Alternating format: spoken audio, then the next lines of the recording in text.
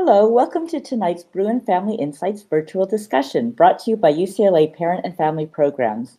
Throughout the academic year, we address a variety of topics and issues intended to help you best support your student.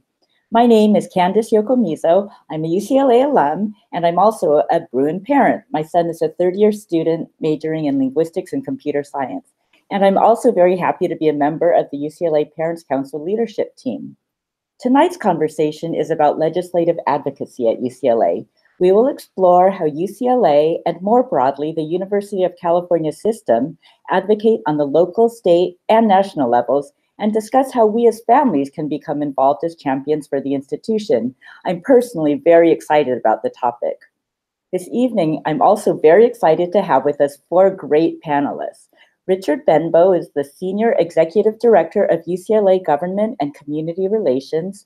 Jennifer Bryce is the Advocacy and Communications Manager for the UC Office of the President, State Governmental Relations. Meredith Turner is the Associate Director of Advocacy and Institutional Relations for UCOP, State Governmental Relations. And Claire Fieldman, a current UCLA student and President of the 2018 to 19 UCLA Undergraduate Student Association Council. Thank you all so much for joining us. Can you each please start off by briefly telling us about yourself and your current role in legislative advocacy? We'll start with Richard. Good evening. My name is Richard Benbow III. I'm Senior Executive Director for UCLA Government and Community Relations. I have over 15 years experience serving in various roles of external affairs and community relations from the public sector.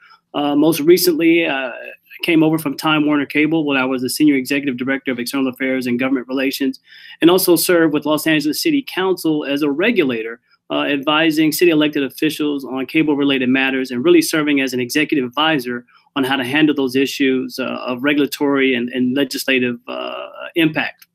Thank you for joining us tonight. Appreciate it.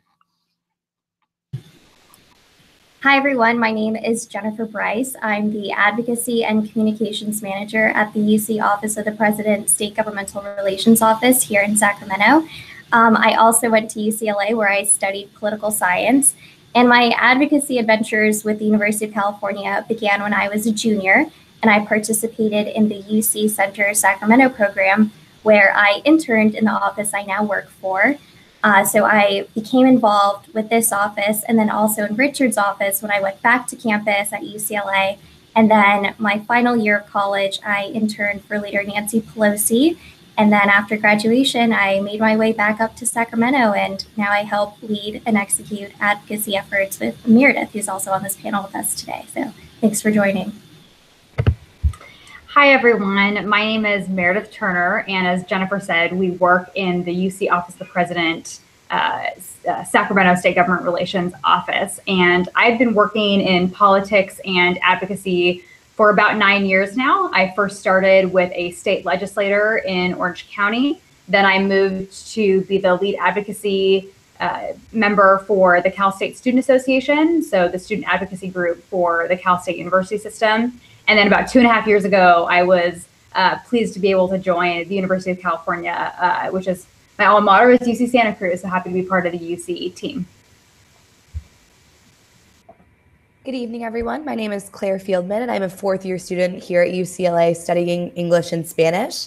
And I have the privilege to serve as the Undergraduate Students Association Council, or USAC, president for the 2018-19 year. So a lot of what I do is I work with my fellow elected representatives as well as the 33,000 undergraduate students I have the privilege to represent to advocate at the local, state, and federal level, as well as work with relevant stakeholders on our campus. So I'm really honored to be in this role, and I'm looking forward to answering any questions that you all have tonight. Thank you all for sharing. You all have such great experience, and I know you'll bring great insights to tonight's conversation. To start off, I'd just like to pose this question to all of you. Why do you believe legislative advocacy is so critical to the University of California, and more specifically to the well-being of UC students? If anybody would like to just start off with that.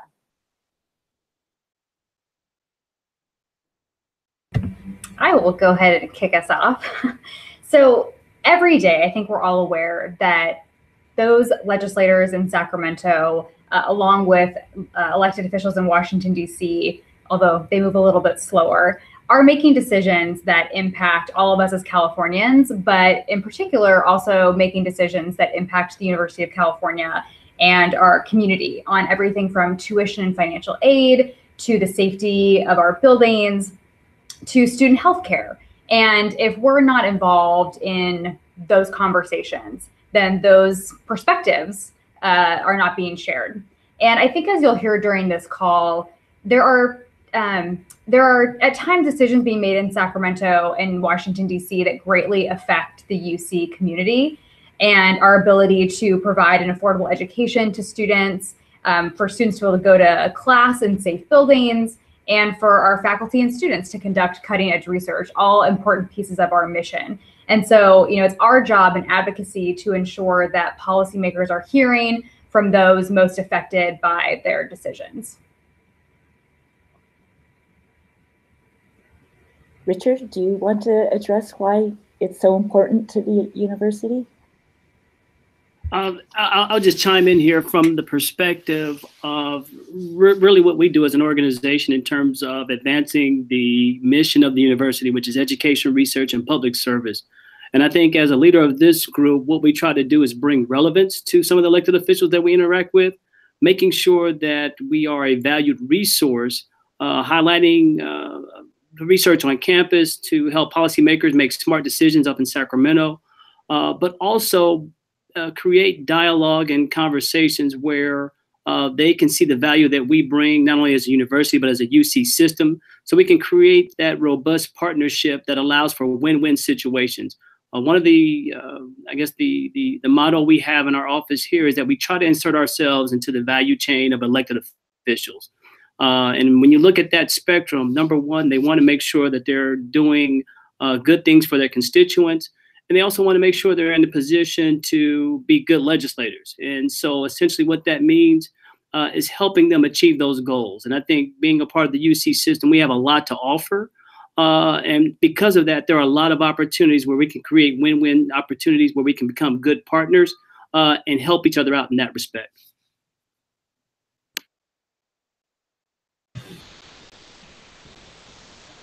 Absolutely. And I just want to add how important it is to bring those perspectives in those conversations with legislators as parents and students. It's your UC story and what your connection is to the university that really makes your advocacy compelling. We talk about issues like affordability and accessibility. Well, what does that look like? And it's through the storytelling aspect that legislators are able to better understand your perspective and how their decisions are impacting your life as a student and as a parent. Yes, to further Jennifer's point, I think the importance of legislative advocacy to me lies in the UC standing as a public institution. We are the UC's constituents as California students, and we also are very reliant on the state and the federal level as well for our funding and for what we need as students for resources to advance our education every single day. And so my perspective is that if our universities, if the UC, if UCLA is truly about the students first and foremost, then it's important that student voices and student perspectives, like Jennifer said, are involved in those policymaking conversations. And for me, legislative advocacy represents an important and a valuable tool through which to advance those conversations and those initiatives. And also I will add that legislation isn't something that for us is far off or far away. It has a real tangible impact on students' lives every single day and really can be the make or break factor in student success at UCLA and at the UC. So to me, what we do is invaluable and needs to be continued. Thank you so much all for sharing. Those are all great perspectives. Richard, we have a question for you. Can you just explain what the mission is of the UCLA Government and Community Relations, or GCR, office? Sure. I may have stepped a little ahead of the questions there as I started to go into my previous answer. But essentially, our role here is really to advance the mission of the university as education, public service, through advocacy, policy analysis, issues management, and by maintaining strong, intimate relationships with elected officials, government entities, and community partners, as well as some of our internal constituencies. Our primary job here is to coordinate and unify the Bruin voice, and for that matter, the UC voice, to support the campus while delivering exceptional work, commitment and service, not only for the campus, but for the UC system. Thank you so much. Meredith, can you please explain for us what is the focus for UCOP State Governmental Relations? We have a small but mighty team here in Sacramento of about 11 people. And as you can tell from the title of our office, we focus primarily on state issues. So we work with the state legislature and the governor on primarily the state budget, the annual state budget, and legislation impacting the university. So when it comes to the budget, every year we are focused on trying to achieve the best state budget outcome we can for the University of California. So the governor in the beginning of the year introduces a budget, and a piece of that will be how much funding does he or she want to provide to the University of California. So as you can imagine, with a new governor coming in January, we are particularly anxious to find out how this governor might shift gears a little bit compared to the current outgoing governor as it comes to funding for the University of California. I think we're all a little hopeful that that initial budget will be a little bit higher than maybe it's been in the past. But then we work with folks like Richard, with folks like Claire throughout the year to share those stories from students, parents, alumni, faculty, and staff to help show the value that the university provides to California, but also what that investment means to students and families alike. And then the second piece is legislation. And I'm not sure if folks know, but the legislature introduces several thousand bills per legislative session. And this office every year reviews every single one of them to determine the impact to the university. And then from there, we focus on obviously those that impact the university most. And for bills that we think have a positive impact in supporting our mission, we aim to support those. And for those that we find challenging, we work with legislators and their staff over the course of the year to try and make changes so that it doesn't negatively impact the university. That's really interesting. Thank you. Jennifer, just for context, can you briefly give us an overview of the structure of the UC system and also maybe explain for us how your team collaborates with the GCR offices across the UC? Sure. So the UC system is comprised of 10 campuses. So we have 9 undergraduate campuses, 1 graduate school, UCSF, and then we also have 5 medical centers and 3 national laboratories. So here at our office, what we're focused on is collaborating with each government relations office at each campus and helping coordinate advocacy events to help build and maintain relationships with legislators. Thank you. Claire, how does the Undergraduate Student Association Council, or USAC, work to advocate on behalf of UCLA students every year? Absolutely. So USAC is composed of 14 elected officers, of which I am one. And these officers are chosen by the student body every May. So a lot of what USAC does is advocacy in different forms, right? We do indirect advocacy, whether that's working with student groups, working with administration, working with other stakeholders, but we also do direct advocacy at the various levels. So in my capacity as president, I have the privilege to meet with many campus administrators from the chancellor, vice chancellors, Title IX, and really bring to them concerns from student body and make sure that the student voice is represented in a lot of these administrative policy-making conversations that do have huge implications for students on our campus. I also have the privilege to serve on a system-wide body called the UC Council of Presidents, which is comprised of the 19 undergraduate and graduate student body presidents from across the UC system. And I actually was elected this year to chair that coalition as an undergraduate representative.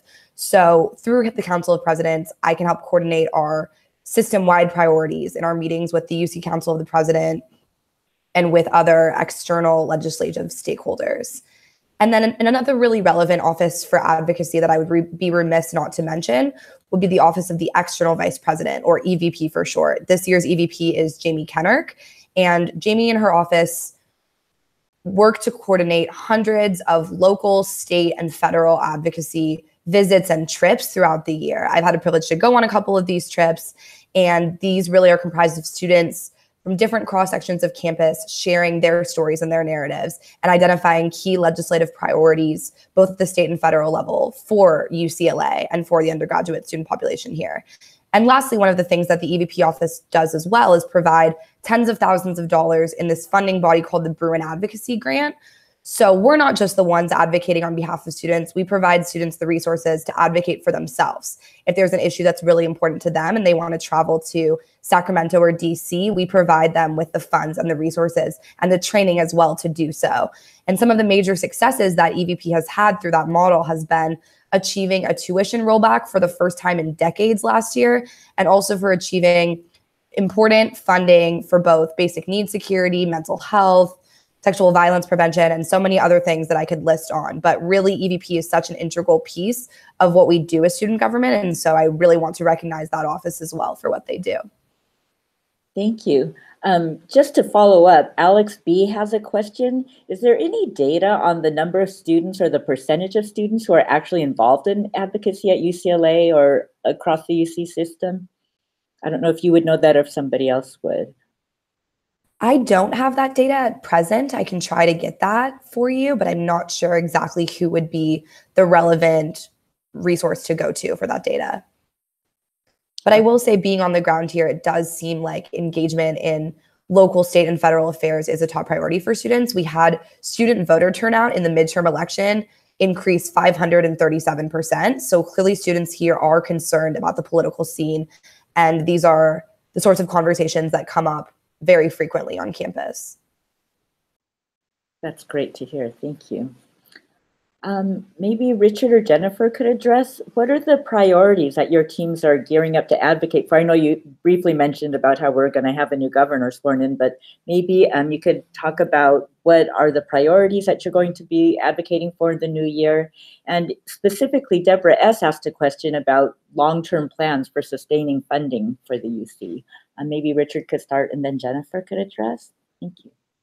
Yeah, sure. I think from the state perspective, I think the number one priority for advocacy is always the state budget.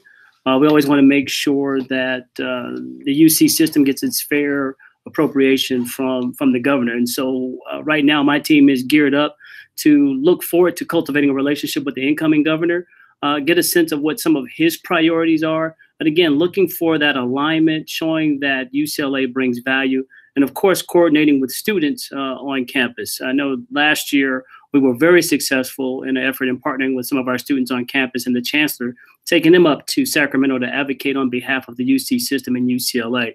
But primarily at the state level, it's always the state budget. From a federal perspective, I think there are a number of items, kind of given where this administration has been over the last couple of years and some of the things that they have passed. I mean, I think the passing of the Higher Ed Reauthorization Act, or the PROSPER Act, is high on our priority list, as well as any action that the administration or Congress at this particular time may take on DACA. And so those are two of the main things that we're looking at the federal level. But at the state level, I think our primary priority has always been the state budget. Absolutely. It's all about the state budget. And as we start the new year and we start looking at what Congress is doing, one way that we can have parents, students, faculty, staff, alum participate in our advocacy efforts for the year is by signing up to join the UC Advocacy Network. And it's a really easy process. You can text to sign up, or you can sign up through our website. I believe we'll have an image and a link show up shortly. And just to add to what Richard said, you know, it's all about showing the value of a UC education and showing how we make an impact not only on the campus and the cities and the state, but also at a national level and a global level as well. And I would just kick it over to Meredith if there's anything else that you would like to add. Thanks, Jen. So what I figured, I'm actually going to read from some notes that I jotted down before our call, but just to give everyone a little bit of a sense of what our state budget request is going to look like next year and what those funds will go towards, is we're asking for almost $130 million for our base budget. And what that means is the core funding that we use to serve our academic mission. So it can be spent on anything from, faculty and staff support, things like that. And then a big one for us continues to be enrollment growth. You've probably noticed that over the last several years, a big priority for the legislature has been to increase access to the UC for California students. And as Richard said, something we always look to in our work with the legislature and the governor is to find that area of alignment. And we've wanted to partner with them as it relates to growing enrollment for California students. So we're requesting $40 million to help us fund 25 new slots for California students and 1,000 slots for graduate students.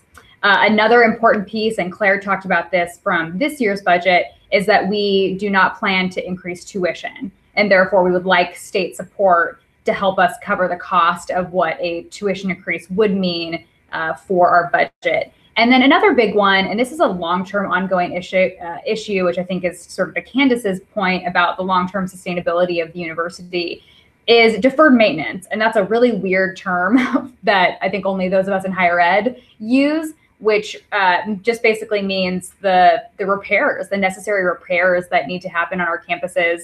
We have an aging infrastructure like a lot of state buildings, because our campuses, for the most part, are getting a little on the old side, some more than others. And when we've had recessions or budget cuts from the state, the first thing to go is spending money on fixing the heating and cooling, upgrading seismic repairs, because it's most important to us that we continue to let students in. And so we have a big backlog of deferred maintenance needs for our campuses. And so we're going to be asking for $100 million in one-time funding to support that effort, which is significant. And so we'll have more of I think a clear picture of what all those dollar amounts are and what they're going to be spent on as we get into the new year and once we see the governor's budget. So as Jen talked about joining the UC Advocacy Network, if you do join, which I really hope that you do, we will update you once the governor introduces his budget with what his proposal looks like and how that compares with the needs of the university.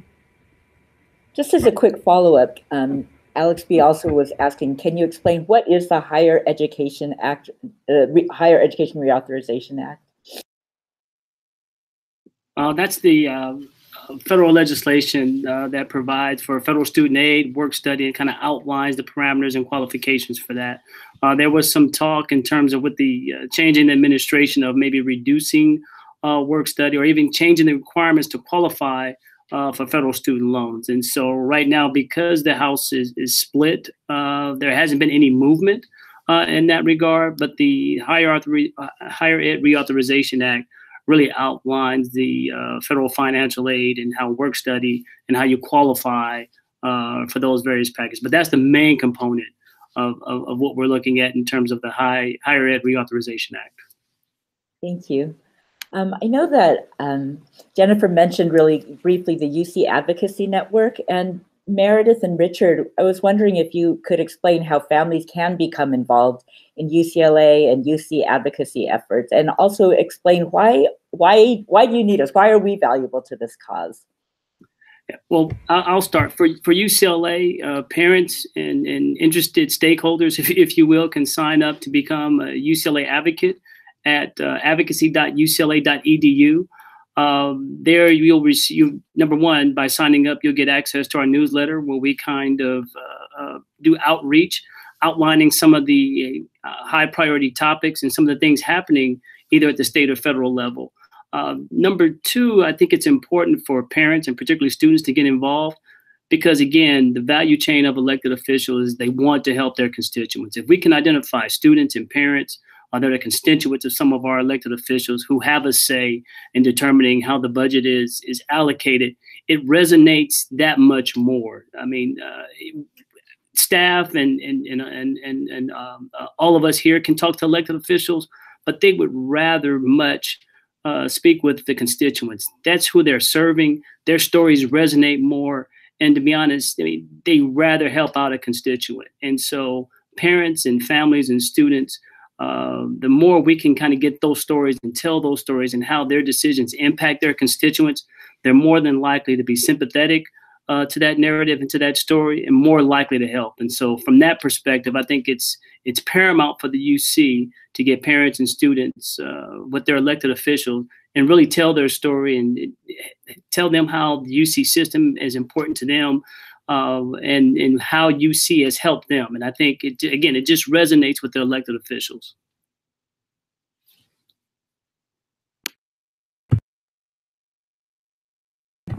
Would you like to add anything, Meredith? Oh, sorry. Yeah, thank you. Sorry, I clicked the button and it kept me on mute. So in addition to what Richard talked about, which I think is excellent because that gives families and other UCLA stakeholders, real-time information about what's going on the campus and how state and federal issues directly impact the campus. As we've now mentioned, there's something that is near and dear to my heart, which is called the UC Advocacy Network. We call it UCAN for short. And this is a really neat tool that allows us to directly and really easily connect you with your local, state, and federal elected officials. And you can do it from anywhere. So, it can be difficult to find time to get to Sacramento or Washington, D.C. It can be expensive. But what our tools allow you to do is, we'll send you an email, let's say in the new year, and we'll give you an update on the budget. And then, then there's going to be legislative hearings that take place where it's a really pivotal time for our advocacy community to speak up and let the legislature know why this investment is important and what it means to you, the advocate. And we really easily let you either email, call, or get on social media and contact your legislators. And, I know it doesn't sound like, oh, what's an email from one person going to do? But I think as we've all seen, especially in recent years at the federal level, phone lines for congressional members and senators being jammed because so many people are calling their office because they care about an issue. And that's what we're trying to do with the UC Advocacy Network, is make it really, really easy for anybody who cares about the UC and a campus like UCLA to raise their voice, to share their story, and have a real impact on the outcome of decisions that are being made in Sacramento. Thank you. Meredith, you were talking about the budget for infrastructure, and somebody has another question about, does that budget include, take into account things like retrofitting for earthquakes or new building construction? Both. So we have a lot of buildings that either need to be seismically upgraded or they need to be demolished. And those decisions are being made by the campus based on what makes the most sense for each individual campus. But that request does cover both. And this isn't something that you'll see a lot of talk about in 2019, but something that UC Office of the President, along with our campus leadership, are going to be working towards in 2020 is actually what we call a general obligation bond, a GO bond that you would see on the ballot, like with other propositions. And that would be specifically for a large amount of resources that we could use for both deferred maintenance and the development of new buildings on our campuses, because a lot of our campuses are having capacity issues. We're taking on more students, which is a good thing, but at the same time, we need to make sure that those students have the same experience that previous students do, and that they're not in overcrowded classrooms or unsafe classrooms. So that's going to be a big project and a really heavy lift that we will most definitely need a loud chorus of advocates on in the coming years. But the budget request this coming year for $100 million for deferred maintenance would address both of those things. Thank you. Our next question is for Claire. Claire, from your experience as a leader on campus, what issues do you think that students are most concerned about? And also, how can families help with those issues?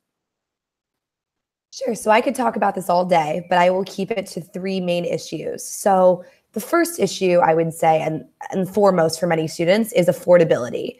Obviously, I don't have to tell you, it costs a lot of money to go to the University of California, and students also need money and other resources to pay for things like housing, like textbooks, like food, professional clothes, all sorts of things. And so affordability, I would say, is on students' minds first and foremost. And the straightforward answer for what we need from families and what we need from the UC is money, right? For that case, for funding issues, we really do need the legislature to understand that the UC is a valuable and important investment, as Meredith said. And so here I really see parents sharing their stories with their legislators, their elected representatives, whether it be through UCAN, whether it be through direct visits, really just impress upon these legislators and these decision makers the importance of continuing to invest in the UC, and even to take that investment higher and higher, because as has been mentioned, more and more students are coming to the UC, our resources are getting older, our buildings are falling into disrepair, and so this money is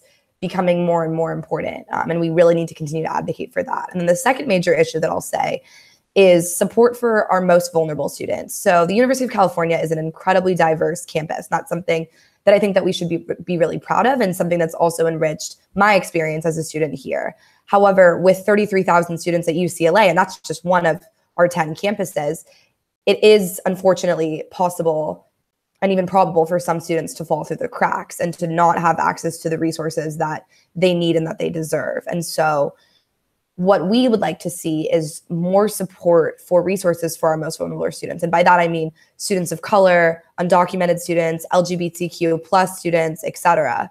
And I think, yes, funding is an important piece of that. But also I think that this starts with visibility within our families, right? This starts with having conversations with your students, with your community members, about what cross-cultural discourse looks like at UCLA, how they can be effective allies for these communities. Even if they don't come from one of these identities, how they can make sure that they're representing or understanding or seeking to just include this narrative in what they do.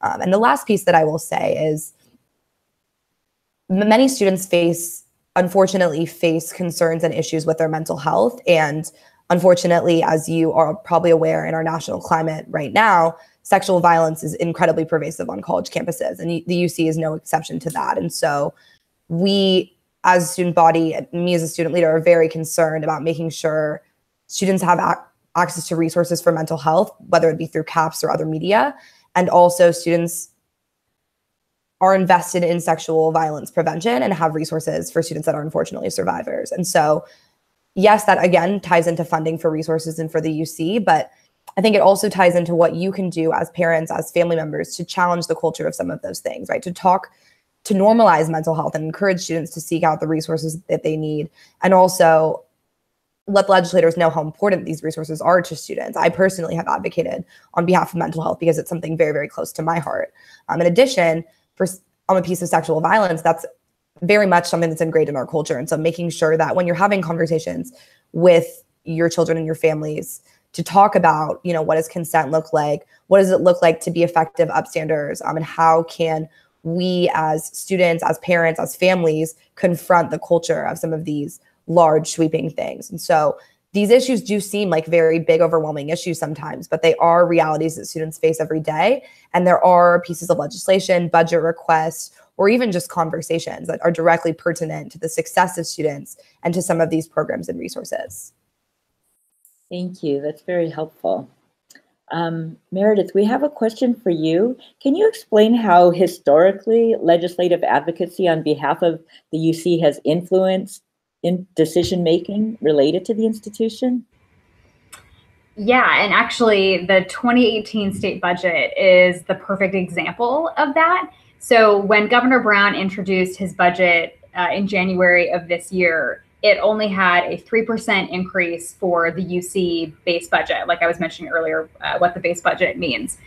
And through our collective advocacy work, so from Richard and his team and his campus leadership, to students like Claire and her peers across the system, to our work in this office and the UC Advocacy Network, not only were we able to achieve keeping that 3% base budget adjustment in the final state budget, but we were also able to secure additional funding that allowed us to not increase tuition for the 2018-19 academic year, which I think everyone can be excited about, and gets back to that important piece about affordability for students and our families.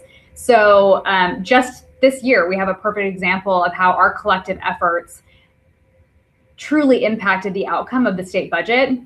And I have no doubt that if some of those pieces of advocacy were missing, and I have to really give a shout out to Claire and our student leadership, they played a really high-level instrumental role this year in particular, we wouldn't have been able to achieve that outcome. And so we hope to build on that success in 2019. That's great. As a parent, I am very grateful for that. Richard, could you perhaps address, just in general, what you think the most useful things are that we can do, that anyone can do to be good advocates for UCLA in our communities and beyond? I would just say, as parents, I think you're all concerned about the quality of education, the quality of life that students experience on campus, whether that's affordability, safety from Title IX issues, opportunity, accessibility, source support systems on campus that allow students to thrive. And so I think if you care about those issues for students and your son or daughter, then you can definitely be an advocate and a stakeholder in what happens both at the federal level and the state level. And I could think of no better way than to join the UCAN Advocacy Network.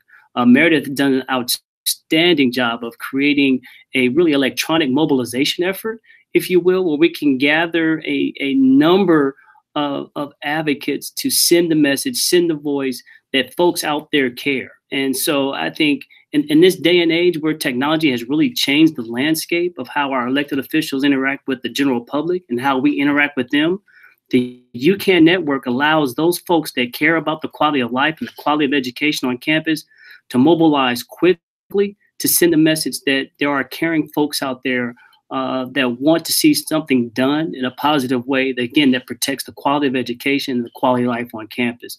I mean, UCLA has our own advocacy network, but again, Meredith and her team at the Office of the President has done a tremendous job of launching this new technology, this new platform that really allows us to be abreast of issues a lot more quicker, a lot more efficiently, and again, be able to mobilize, tell that story, make that impact, so that our elected officials can hear our voices. And I mean, there are a number of ways we can do it. I think they were mentioned, email your elected official, make a phone call, tag them in social media. But again, I think for those of us who care and really want to make a difference, joining the UCAN Advocacy Network is the best way that we can stay abreast of the issues. And again, be ready when a call of action comes to participate, raise our hand, and tell our stories. Thank you. Claire and Jennifer, as current and former students, why are you so passionate about advocating for the UC? So I love UCLA, and I am so honored to be a UC student, but also I recognize that UCLA and the UC more broadly is not perfect. And if there's something that we can do as students who see the lived realities on the ground and who have these resources and the institutional power to make these changes, then why wouldn't we? My personal philosophy as president is, if there's something that I can do to utilize my time, my resources, my platform to make students' experiences just a little bit better for future generations, or even for the current generation, then my time will have been worth it. And this advocacy work that we do will have been worth it, because these are things, again, as I've said, that really do have a lived, tangible, massive impact on students' lives every single day. And I also will say that I am proud to be a Californian, born and raised, and California is very much on the forefront of a lot of policy change. We can set the standard for other states, for the federal level, et cetera. And I believe that the UC as an institution is also at the forefront of policy change. And so if we can set example for what public higher education looks like and should continue to look like, and if we can, as 10 campuses, really bring that standard up and continue to invest in our students and train them to be future leaders, then we can hopefully raise that standard and bring that to other institutions across the country as well. And I believe the UC really does have this prominent role and this backing. And I'm, again, so honored to be a student. And I'm going to always, when my time as an alum comes pretty soon, I'm a senior, I will continue to be involved in these advocacy efforts. And I hope to see you all stay involved as well.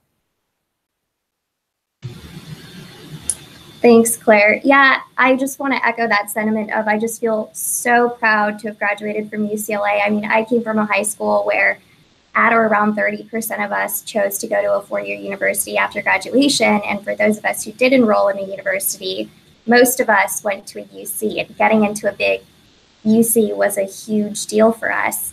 And, UCLA really did change my life, and it provided me with opportunities that I may not have been exposed to otherwise.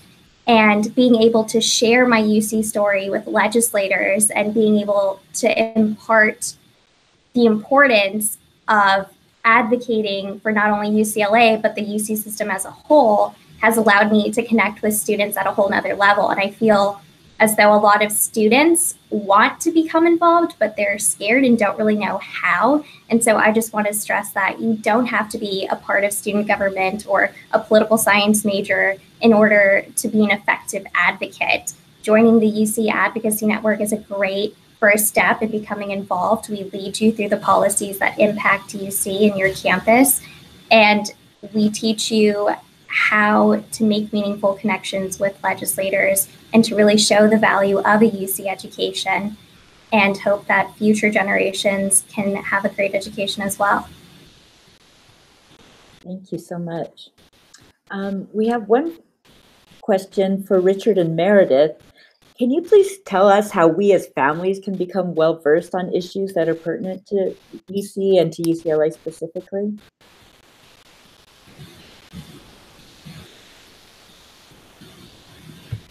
I guess I can go and start. For me, getting up to speed, having come from the private sector, I've been at UCLA now for 3 years, but a wonderful source of information for me is the Chronicle of Higher Education, something that you can subscribe to online, as well as Smart Briefs. Smart Briefs, I think, is something that you can Google online. They also have a higher ed curation, if you will, of articles and issues that speak directly to higher ed and the impact and the problems and the issues surrounding some legislation or even just general issues. In addition to what Richard mentioned, I think that staying connected directly to UCLA, and Richard talked about how if you join the UCLA Advocacy Network, they're going to keep you apprised of various issues directly impacting the campus, because some get covered in media and some don't. And obviously you can sort of look at two different perspectives. And then, as we've told you several times, and we'll keep telling you about the UC Advocacy Network, we email you a few times a month. I promise that we don't spam you, but we try and keep you apprised of some of the exciting things going on in the UC system. And then also, of course, state and federal issues that we think are most pressing and affecting the university. But what I would leave you with too is that if you ever have a specific question about the state budget or a federal issue or something going on at UCLA, I think I can probably speak for Richard, is that we make ourselves accessible to you so that we can make sure that if you have a question or a concern, that we can walk you through that so that you have that question answered, but so that you also feel empowered to then go out and share that information with others as well. Absolutely, and all of our contact information for UCLA staff and staff is available on the UCLA Advocacy website. Great, thank you so much. So we have just one final question that each of you could think about. If there was just one key piece of information that you feel a parent or family member should take away from this discussion, what would it be? Do you want to start, Richard, and then we'll move on? Sure. I think what we learned in the last election and even last year advocating on behalf of the state budget is that your voice counts. And so the more active and connected you are, the more difference that you can make in terms of ensuring the quality of education, the quality of life that your student and future students have on a UC campus. So I would echo what Richard said, and we'll often ask you from the UC Advocacy Network, we'll give you an option. Do you want to email your legislator? Do you want to make a phone call? Do you want to talk to them on social media? And I really encourage you that while any communication is valuable and we welcome your involvement, if you have 3 minutes, make a phone call. We'll patch you through to your elected officials and make it super easy for you. But someone has to pick up the phone when you call. Someone has to take time to answer that phone and take a note. And you talk to them on social media, that's public. Anybody can see that. So they're on high alert when folks start talking to them on social media about a particular issue. So it really does make a difference. And so, if you don't have time, shoot an email. But if you do have a few minutes, I really encourage you to make a phone call or get active on social media. And then one other thing that I wanted to mention earlier that I forgot to, is, when we talk about advocacy, and we've obviously been really focused on legislative advocacy and the budget and what that all means, and it's super important, but something that I think often gets overlooked that parents and other supporters of UC can do that really does also have an impact is be an advocate with your friends and your family.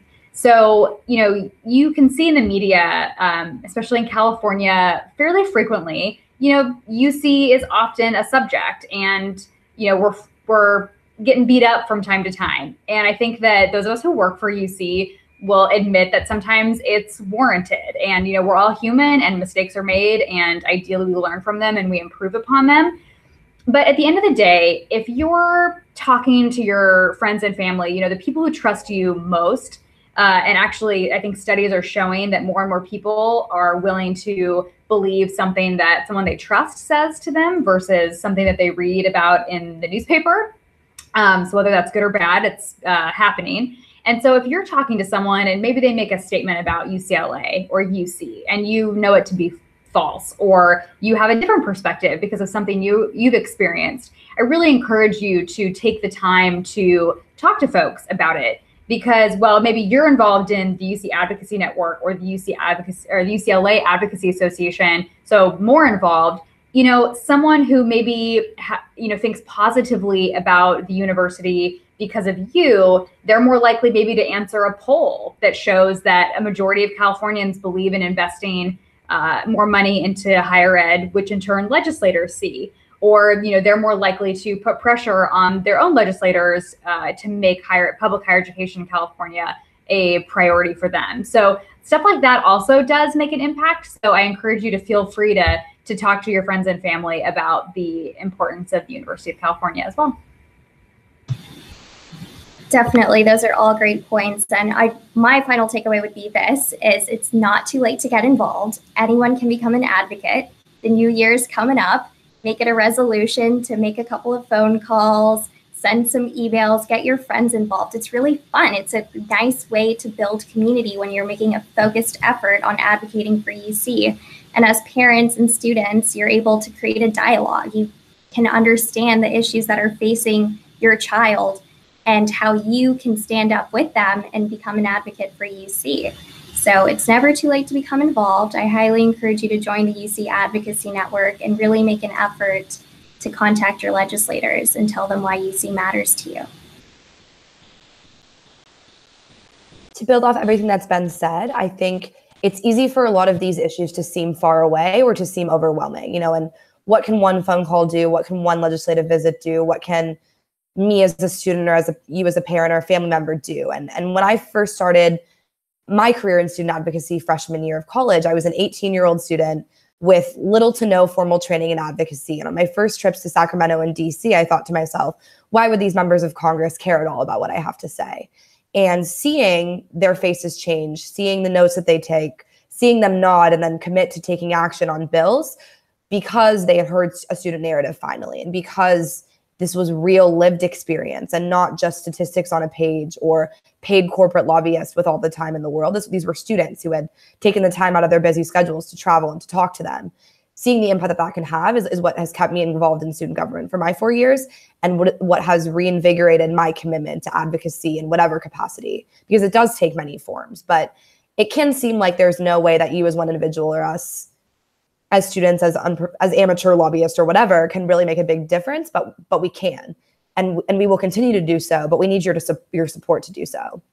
And the last piece that I'll say is a quick shameless plug. If any of your students are interested in getting involved in advocacy, USAC is a wonderful resource. We have my office, the Office of the External Vice President, and 12 other elected representatives in their offices as well. It's not just the 14 of us. We each take a staff of about 50, maybe more, maybe less.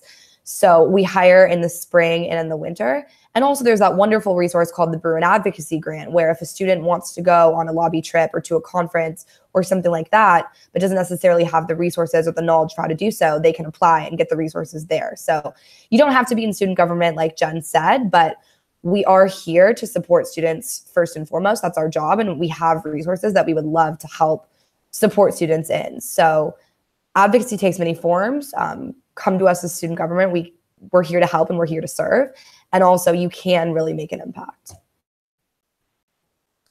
Thank you so much. Richard, Jennifer, Claire, Meredith, your information has been so helpful, and your experience and your insight, all of you are just amazing.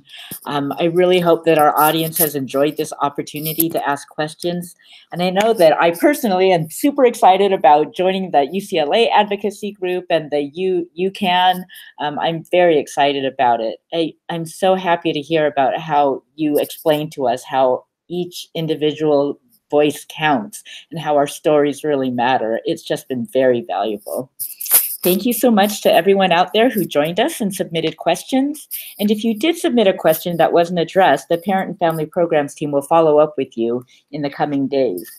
And also the recorded version of this webinar will be available shortly. Your feedback is very important to the continued growth of this program, so please be sure to complete the follow-up survey, which you'll receive by email tomorrow if you pre-registered. Thank you again so much to our panelists. This has been so valuable and exciting. This is our final virtual discussion for the fall quarter, but be sure to look out for the winter-spring schedule. It's going to be announced in early January. As a reminder, all the installments of Bruin Family Insights can be found on the Parent and Family Programs website, parents.ucla.edu. We look forward to chatting with you again in the new year. Have a great winter break and go Bruins. Thank you.